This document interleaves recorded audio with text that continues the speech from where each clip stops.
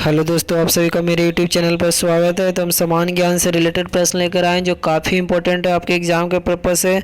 तो प्रश्न है कि मुक्त बाजार है, तो मुक्त बाजार क्या है, आपको ऑप्शन के अनुसार बताना है कि मुक्त बाजार के बारे में बताना है कि कौन सा सही ऑप्शन बता रहा है। 4 ऑप्शन पढ़िए, तो इसका सही आंसर क्या होगा। बाजार जहाँ एक वस्तु की कीमत आपूर्ति और मांग की ताकतों के मुफ्त खेल से निर्धारित होती है, यानी इसका सही आंसर क्या होगा, ऑप्शन नंबर बी। अगला प्रश्न की तरफ हम बढ़ते हैं। अगला हमारा प्रश्न है पूर्वी तिमोर। क्या है पूर्वी तिमोर जो संयुक्त राष्ट्र का 151वां सदस्य बना हुआ है, कौन सा महाद्वीप का है। तो आपको 4 ऑप्शन दिया हुआ है, उसमें से बताना है कौन सा इसका सही आंसर है। तो यदि आपको पता है तो कमेंट बॉक्स में बता सकते हैं। तो इसका सही आंसर है वो एशिया। क्या है, एशिया।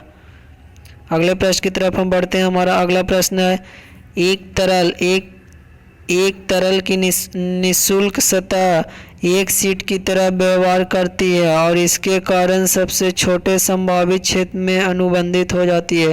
तो यहाँ 4 ऑप्शन दिया आपको, उसमें से ढूंढना है कि एक तरल की निःशुल्क सतह एक सीट की तरह व्यवहार करती है और इसके कारण सबसे छोटे संभावित क्षेत्र को अनुबंधित करती है। तो इसका सही आंसर होगा सामंजस्य का बल।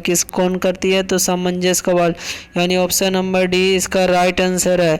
बहुत ही इंपॉर्टेंट प्रश्न है। तो अगले प्रश्न की तरफ हम बढ़ते हैं। हमारा अगला प्रश्न है गोपाल कृष्ण गोखले के बारे में बताना है। तो एक गणित शिक्षक के रूप में शुरू किया और फर्ग्यूसन कॉलेज पुणे के प्रिंसिपल के पद तक पहुंचे। ठीक है, सही है। इंडिया सोसाइटी के नौकरों की स्थापना की, सही है। 1905 में भारतीय राष्ट्रीय कांग्रेस के अध्यक्ष के रूप में कार्य किए। सारे ऑप्शन गोपाल कृष्ण गोखले से रिलेटेड है। अगला हमारा प्रश्न है कि GNLF का मतलब क्या होता है। आपको 4 ऑप्शन दिया हुआ है, तो इसका सही आंसर क्या होगा आपको बताना है। तो GNLF Gorkha national liberation front है। क्या है, गोरखा लिबरेशन फ्रंट, यानी इसका सही आंसर क्या होगा, ऑप्शन नंबर ए।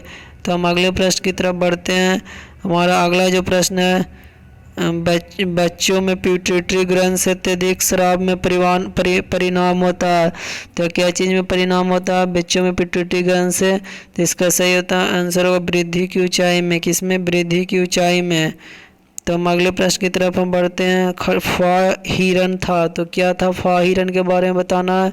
तो फा हिरन क्या था, तो यह था चंद्रगुप्त विक्रमादित्य के शासनकाल के दौरान भारत आने वाले चीन के पहले बौद्ध तीर्थयात्री जो फा हिरन का नाम दिया गया था। तो ये था हमारा सामान्य ज्ञान से रिलेटेड प्रश्न। वीडियो अच्छा लगा तो चैनल को सब्सक्राइब कर